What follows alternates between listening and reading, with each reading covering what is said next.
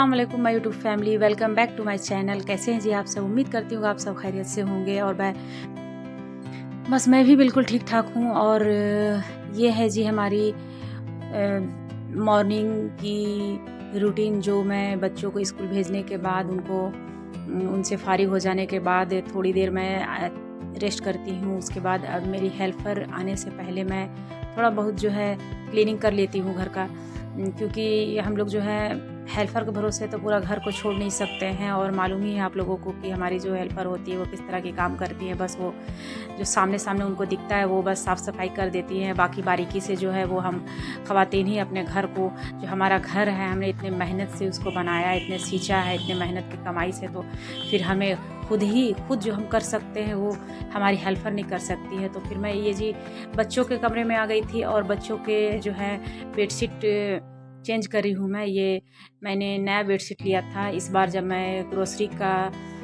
सामान लेने गई थी, तो फिर मुझे ये अच्छा दिख गया वो कॉटन का चादर। तो फिर मैं ये जो बेडशीट मुझे पसंद आए, 2 बेडशीट तो मैंने दोनों कमरों के लिए ले लिया था। और ये जी मैंने बच्चे के कमरे के लिए, मेरे बच्चियों को वाइट रंग से, वाइट कलर जो होता है उन लोगों को बहुत ज़्यादा पसंद है। और मैं भी सोचती हूँ कि वाइट अच्छा है, जो गंदा दिख जाता है और सफाई भी जल्दी जल्दी हो जाती है वाइट की। हर 2 से 4 दिन में आप जो है वाइट में जो है गंदगी दिख जाती है तो हम लोग बेडशीट वगैरह धो लेते हैं। और वैसे कलरफुल भी ठीक ही लगता है, लेकिन वाइट मेरे बच्चों को ज़्यादा पसंद है, तो मैं जो उनके पसंद को ध्यान में रखते हुए फिर मैं वाइट कलर का ही 2 बेडशीट ली थी। और ये जो फर्नीचर आप लोग देख रहे हैं ये मेरी शादी की है, शादी के वक्त की मेरी जहेज का फर्नीचर है। ये जो मेरे अब्बू अम्मी ने बड़े प्यार से मेरे लिए बनवाए थे, वो घर में मिस्त्री आकर काम किया था। वो फर्नीचर वाला जो था वो सारा कुछ मेरा जितना भी जहेज का सामान था घर में ही मेरे अब्बू ने ऑर्डर दे करके बनवाया था। तो मैं ये सारा जो फर्नीचर का जितना भी है इस कमरे में, जितना भी फर्नीचर का सामान है और जो भी गोदरेज वगैरह है सब मेरे शादी के हैं। तो फिर मैंने मेरे बच्चों को ये सब सामान बहुत पसंद है तो उन लोगों के कमरे में ही मैंने रखा। और ये जी मैं आ गई थी अब अपने रूम में। ये सब जो है ये मेरे हस्बैंड का लिया हुआ है। इस नए मकान में मैंने ये सारा चीज़ परचेज किया था, तो फिर ये सब जो है मैंने अपने रूम में रखा है। तो फिर ये जी मैं आ गई थी इस कमरे में बेडशीट चेंज करने के लिए। और जो है मैं दिखाती हूँ आप लोगों को पूरे कमरे का नज़ारा कैसा लगता है, इस कमरे का व्यू नए बेडशीट बिछ जाने के बाद। फिर आज मुझे हॉस्पिटल भी जाना है। डॉक्टर ने जो है वो मुझे 20 दिन की दवाइयाँ दी थी और फिर बोला था कि 20 दिन के बाद आपको चेकअप करवाने के लिए आना है। और देखिए जी टावल मेरे हस्बैंड में किस तरह से बिस्तर में रखा हुआ है, गीला टावल। मैं तो इनके सामान को ही हटाते हटाते जो है बस आधा दिन निकल जाता है। कभी इधर ये उधर वो सारा चीज़, ये जो है ना सारा चीज़ बिखेर कर रखते हैं। बस इनके पीछे पीछे लगे रहो। बस इनके आने से लगता है कि बस 2 बच्चे नहीं मेरे 3 बच्चे हैं। और 2 बच्चे जितना मुझे तंग और परेशान नहीं करते जितना मेरे हस्बैंड मुझे परेशान करते हैं। हर सामान को, टॉवल उधर फेंका हुआ है, टी शर्ट उधर फेंका हुआ है, ट्राउज़र उधर फेंका हुआ है। बस जबकि इनकी ड्यूटी इतनी डिसिप्लिन वाली है, अपने ड्यूटी में बिल्कुल ठीक ठाक रहते हैं, बैरक में ठीक ठाक रहते हैं, पूरा काम इनको अपना खुद से करना पड़ता है। लेकिन पता नहीं यहाँ घर में आने के बाद जो है जितना काम वो करते नहीं उतना फैला के रख देते हैं। और बस मैं जो समेटती रहती हूँ उनके कामों को। और जी पता नहीं मालूम नहीं लगता है कि मुझे देखने के बाद उनको बस सारा चीज़ जो है डिपेंड मेरे पे हो जाते हैं। बस वो तो है ना पीछे से कर देगी सारा चीज़। तो फिर जी खैर से वो आए हैं छुट्टी बेचारे। फिर अब मैं कितना बताऊं उनके बारे में, वो तो बेचारे अब चले भी जाएंगे।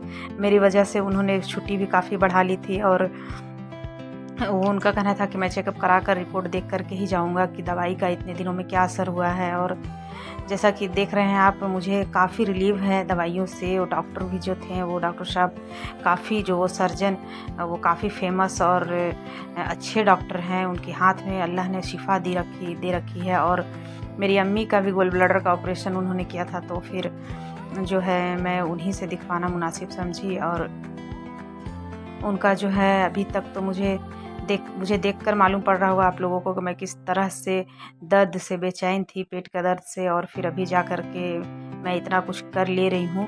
हालांकि मैं लगातार सब कुछ नहीं कर पाती हूँ। ये जो है मुझे बहुत ज़्यादा वीकनेस और थकान महसूस होने लगता है, तो फिर जो है मैं रुक करके बैठ जाती हूँ बीच-बीच में, उसके बाद फिर मैं काम करती हूँ। और जी ये है मेरे कमरे का व्यू और मेरे चादर जो है बेडशीट, वो आप कमेंट में बताइएगा कैसा लगा मेरा कॉटन का चादर। और मैंने जो है ये ऑनलाइन मंगवाया था ये बेडशीट। इसमें जो है 3 सेट था, इसमें 1 बेडशीट थे, 2 गिलाफ थे, तकिया गिलाफ, और एक जो था ओढ़ने का चादर था, पतला सा ब्लैंकेट टाइप का। लेकिन जो कपड़ा उसमें लिखा हुआ था और वो था ही नहीं, ये बिल्कुल भी एकदम ख़राब क्वालिटी का लगा मुझे तो बिल्कुल भी पसंद नहीं लगा। फिर मैं इसको क्या की कि इसको पैक करके उसी तरह रख दे रही हूँ, और मैंने इसको रिटर्न करने के लिए फिर से मतलब इसको रिटर्न में डाल दी हूँ, और फिर वो आएंगे ऑनलाइन वाले और ये बेडशीट ले जाएंगे। बिल्कुल ख़राब बेडशीट निकला ये। तो जी फिर मैं उधर दोनों बेडरूम वगैरह, ड्राइंग रूम वगैरह ये सब ठीक ठाक करके उसके बाद फिर मैं चली आई थी किचन में। थोड़े बहुत जो है डब्बे वगैरह मैंने कल शाम में ही धो करके रखे थे, और फिर कुछ मसाले थे जो मुझे डब्बे में रखने थे, तो फिर मैं आ गई थी किचन में। और फिर मैं ये सब सारा कुछ वो सामान जो है ना ग्रोसरी के लाए थे, ये इन्होंने सारा सामान ला करके रख दिया है अपने जाने से पहले। और मेरी मैड भी आ चुकी थी, हेल्पर आ चुकी थी, तो वो जो है अब झाड़ू पोछा वगैरह ये सब करेगी, सफाई वफाई।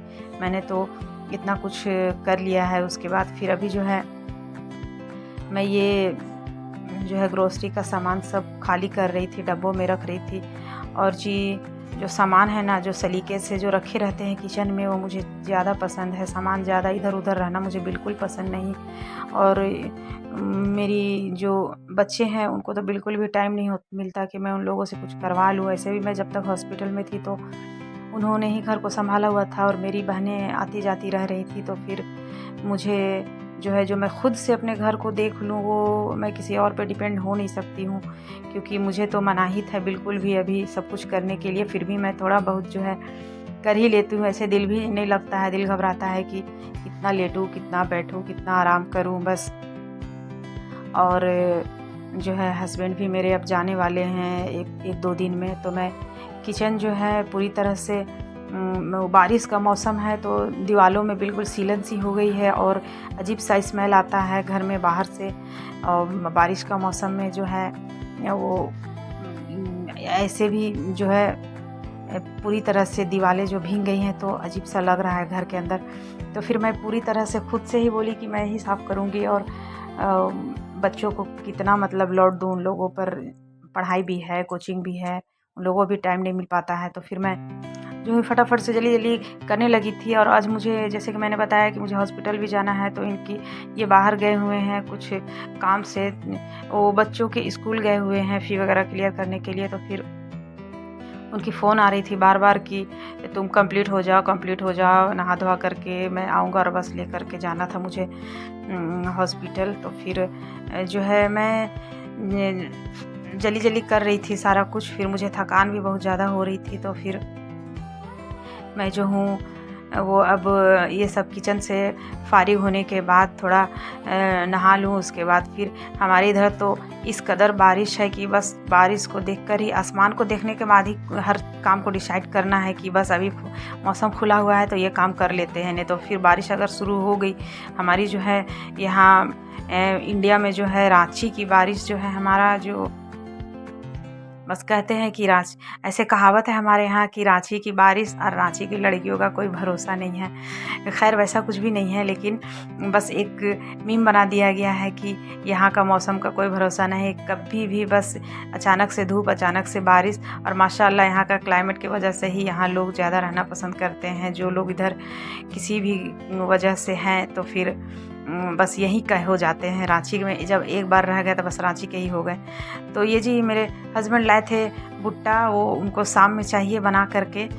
वो जो है हम ये भुट्टे वगैरह तो ये सब जो है चूल्हे में ज़्यादा अच्छा लगता है, लेकिन अभी तो चूल्हा का ज़माना है ही नहीं। अभी तो हम लोग बस ऐसे हीटर या फिर गैस पे बना करके और हम लोग किसी तरह मौसम का मज़ा लेना है तो वो सब चीज़ों का तो मौसमी जो फल या मौसमी सब्ज़ी या जो भी चीज़ होते हैं वो खाना बहुत ज़रूरी है हमारे सेहत के लिए। बच्चों को भी इन सब चीज़ों की आदत डालनी ज़रूरी है।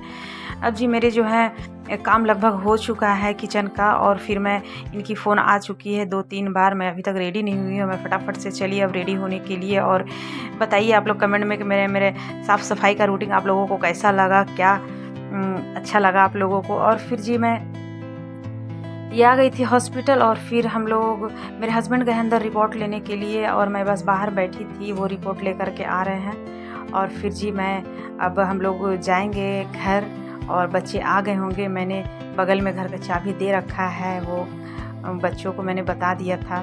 तो फिर जी कैसा लगा आप लोगों को मेरा व्लॉग, और मेरी सेहत के लिए ज़रूर दुआ कीजिएगा आप लोग। बस मेरे वीडियो को लाइक और सब्सक्राइब करना ना भूलें। ज़रूर आप लोग कमेंट में बताएं कि मेरा वीडियो आप लोगों को कैसा लगता है, उसी हिसाब से मैं वीडियो बनाऊंगी। बस आज के लिए इतना ही। अब मैं आप लोगों से लेती हूँ विदा। अल्लाह हाफिज़।